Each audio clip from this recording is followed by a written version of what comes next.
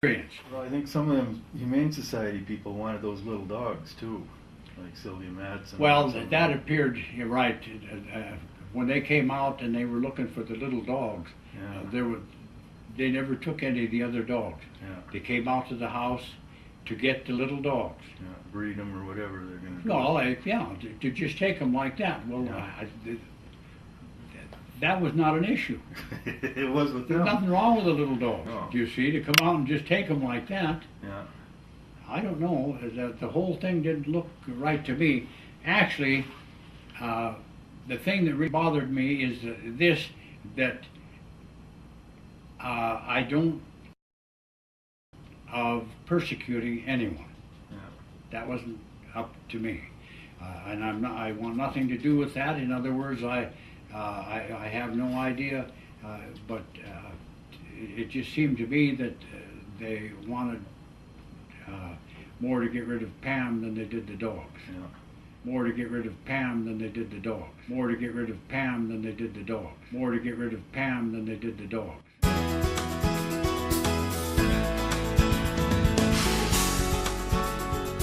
Okay, we've got with us Mike Hansen, and what were you doing? How did you help Pam, basically?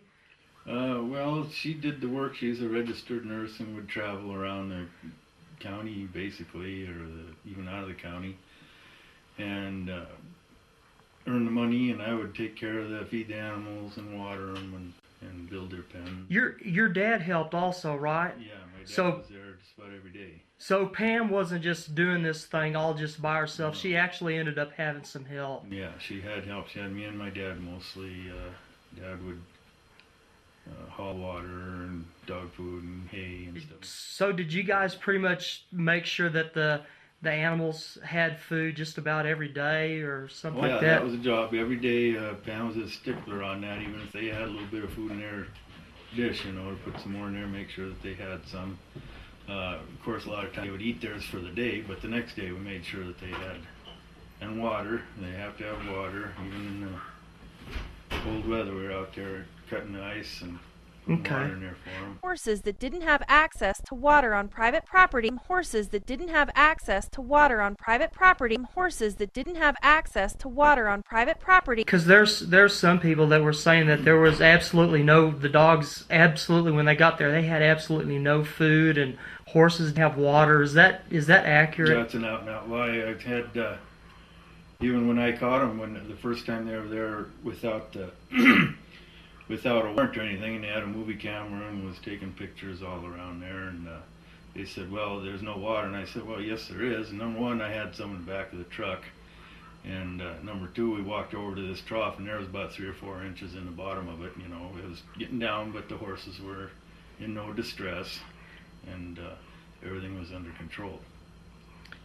So would you say that some of the stuff that was probably shown on the newscast and stuff, was some of that probably was totally inaccurate? It was very inaccurate. They put the worst slant on it, and they come out and lied. We had people even talk to the Tribune, and they said they were satisfied with the story that the county attorney had for them. They didn't really want to hear our side. And the sheriff's department put a 24-hour guard on our property right inside the gate, and they wouldn't let us leave with a dog, and they took stock of anybody that came into the place or left. And They actually stalked people. oh yeah, if you come in through the gate, they want to know who you were and what you were doing there and what your relationship was. Why were they hanging around to begin with, do you think? I think they wanted to try and find something, but there was nothing to find. They spent a good solid month of us under 24-hour guard, walking on the property anytime they felt like it, and over again. And the best they could come up with was no ID tag and no rabies shots, which we figured, as Humane Society, I don't think they give rabies shots to their dogs, and whoever adopts them would care of that, is the way we figured it anyway. Well, she got a piece of gravel or something under Would you hoof. take it and shove gravel up the horse's hoof or something? No, we wouldn't do that. She did that just running around, I think. And she was a young horse, and we had the vet looking at her a couple of times, and he said soak it in Epsom salts, which we did regularly, and kept it wrapped with big duct tape, all around it the whole time. And we had a farrier, a horse trimmer, come out and trim the horse every once in a while. And the funny part is, just before they'd come, about a week or two before we got raided, me and Pam and these two other guys were trying to get this horse in a corner so we could check her hoof. And she wasn't having any of it. It took us about a half hour to get her cornered.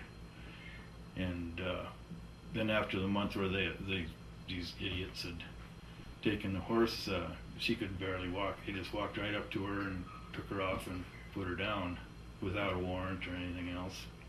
So, Wait a minute. Whoa. They came on the property without a warrant? well, at this time, this was after they'd left, but they came back for the purpose of grabbing that horse. They had no court order or anything. So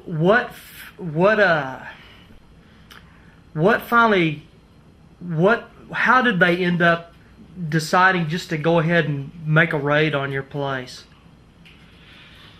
Well,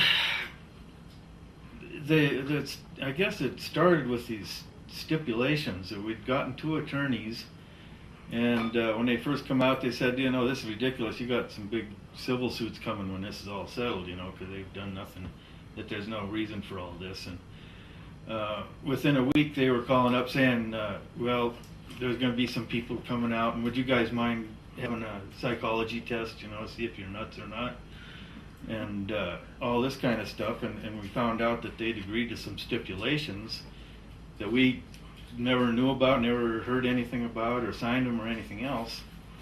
And so we fired them to her. The one guy quit, and then I said, I'm not happy with you either. And he said, well, I quit too. And I said, goodbye. And and then we got this other one, McGann Sutton, and she basically took off with them same stipulations, saying that. So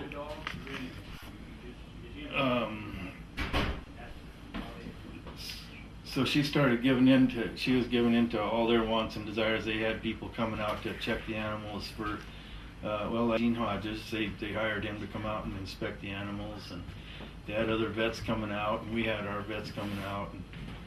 And then our lawyer told us that, well, they're going to come and help you take them out. We have some rescue groups that'll help you adopt the dogs out. And we said, well, we don't have a problem with that. We don't want the Humane Society involved, though. We don't agree with them. And at one point, some rescue, about 2 or 3 trucks and 3 or 4 cop cars come out to the gate. We met them down there, and they said, we're after the Chihuahuas.